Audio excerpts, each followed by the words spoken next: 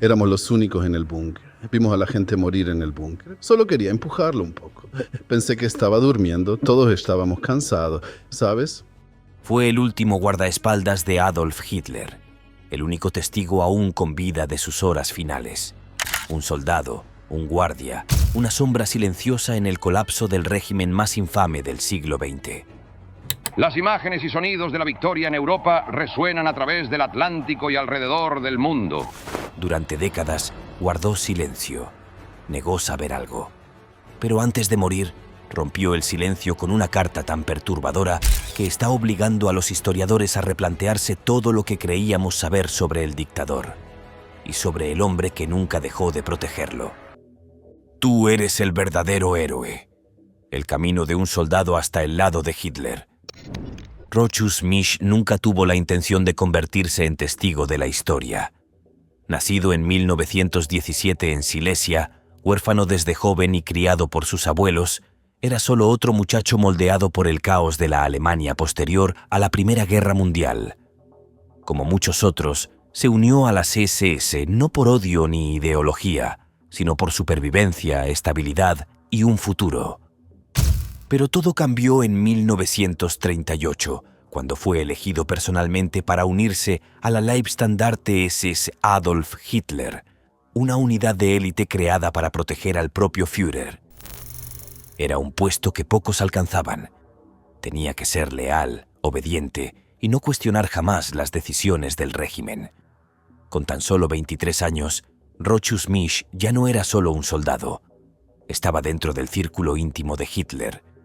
Y Hitler se dio cuenta de él. «Eres muy valiente», le dijo una vez. «Ustedes han hecho historia. Tú eres el verdadero héroe». Palabras que perseguirían a Misch por el resto de su vida. En el corazón del Reich, la vida como la sombra de Hitler. El trabajo de Misch iba mucho más allá de hacer guardia. Se convirtió en el operador de comunicaciones de Hitler, transmitiendo órdenes militares secretas, manejando sistemas encriptados y gestionando las líneas privadas del hombre más poderoso y temido de Europa. Estuvo en la Cancillería del Reich, en Berlín, en el Berghof, en los Alpes bávaros, y de forma más notoria en la Guarida del Lobo, el cuartel del Frente Oriental de Hitler. Fue allí, en julio de 1944, donde Misch sobrevivió al infame atentado con bomba que buscaba matar a Hitler. Después de la explosión, vio cómo el círculo interno se reducía y la paranoia aumentaba. Vio de cerca a la élite nazi. Himmler, Goebbels, Göring, Speer.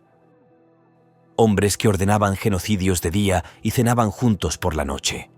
Misch afirmaba que nunca los escuchó hablar del Holocausto, que solo era un espectador. Pero su cercanía al poder hacía que esa negación fuera difícil de creer. Empieza el búnker, los últimos días de un imperio moribundo. Para abril de 1945, la guerra estaba perdida. Las fuerzas soviéticas aplastaban Berlín desde todos los frentes. Hitler, negándose a rendirse, ordenó a su círculo íntimo entrar en el Führerbunker, una tumba subterránea reforzada bajo la Cancillería del Reich. Misch obedeció órdenes. Estuvo allí mientras Hitler se hundía en la locura. El dictador que una vez dominó Europa ahora daba órdenes irracionales, obsesionado con la traición e incapaz de aceptar la derrota. Dentro del búnker, la vida era surrealista.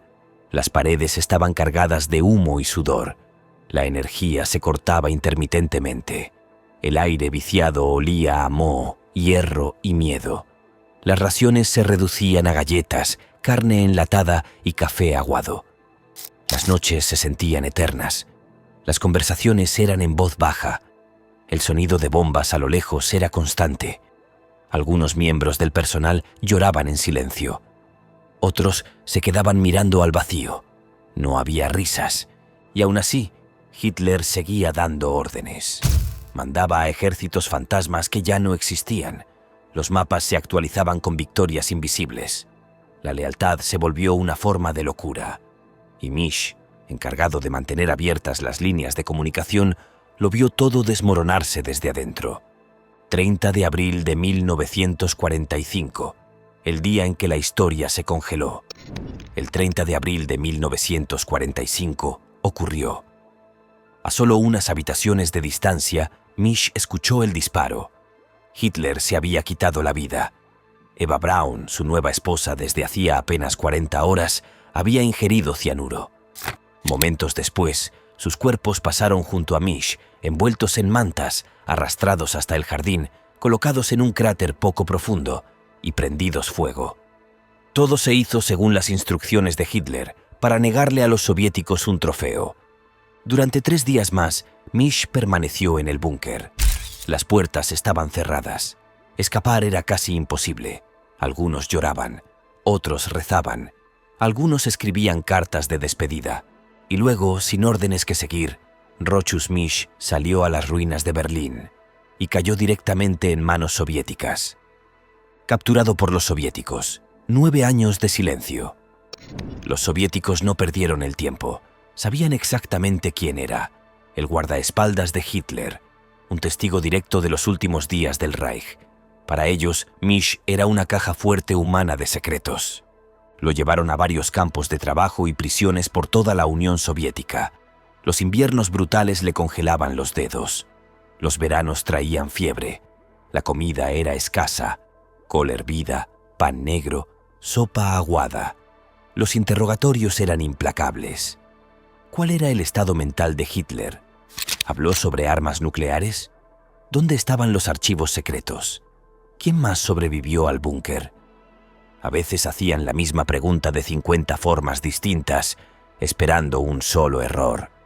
Misch nunca confesó más de lo que ya había dicho, que solo era un guardia, solo un técnico. Soportó 9 años de esto, 9 años de aislamiento, trabajo forzado y silencio. Cuando finalmente fue liberado en 1954, regresó a una Berlín dividida, más viejo, más delgado, más endurecido. Pero no huyó. Abrió una pequeña tienda, se casó, vivió en silencio y durante casi 50 años no dijo ni una palabra más.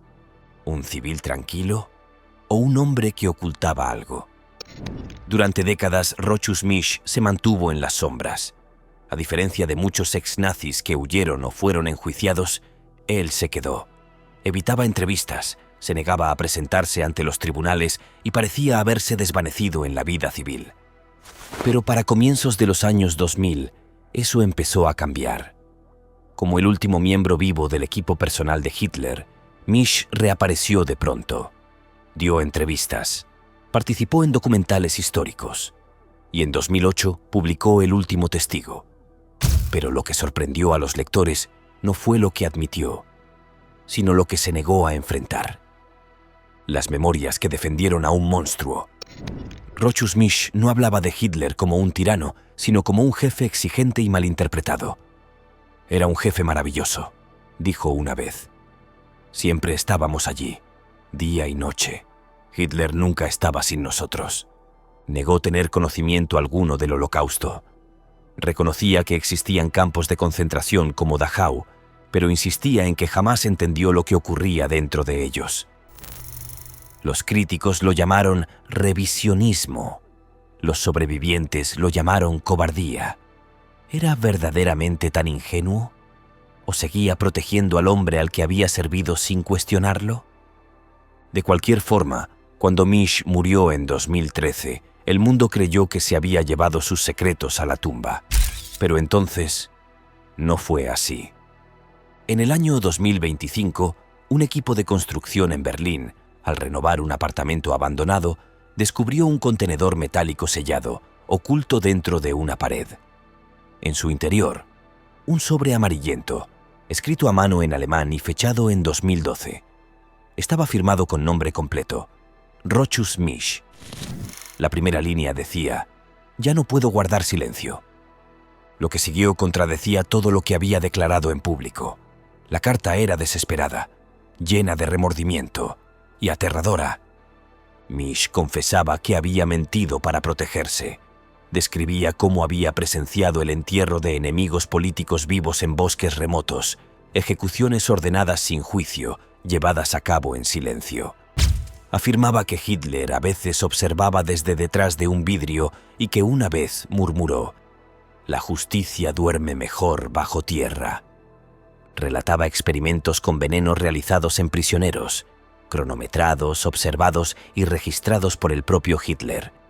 Algunas víctimas morían en minutos, otras gritaban durante horas, pero el pasaje más perturbador hablaba de una niña, supuestamente regalada a Hitler por un alto oficial. A los pocos días apareció muerta en el bosque, cerca del Berghof. El informe oficial culpó al fuego enemigo. Misch no lo creyó. Creía que Hitler había ordenado su muerte. La había silenciado. «Veo sus rostros por las noches», escribió. «Escucho sus voces bajo la tierra». ¿Demasiado tarde para la justicia, pero no para la verdad? Misch terminaba la carta con una confesión escalofriante. «Mentí para protegerme, pero el silencio es una forma de culpa. Que ahora se sepa la verdad, aunque llegue demasiado tarde». Los historiadores que analizaron la carta aseguran que coincide con demasiada precisión con otros informes clasificados como para descartarla. Y aún así, Misch esperó hasta después de su muerte para revelarla. ¿Por qué? ¿Fue por miedo? ¿Cobardía? ¿Culpa? ¿O un acto final de redención? Sea cual sea la respuesta, el hombre que pasó su vida negando toda responsabilidad puede haber dejado la evidencia que hoy nos obliga a verlo a él y a Hitler con otros ojos. La verdad siempre encuentra la forma de salir, incluso si tiene que abrirse paso a través de los muros.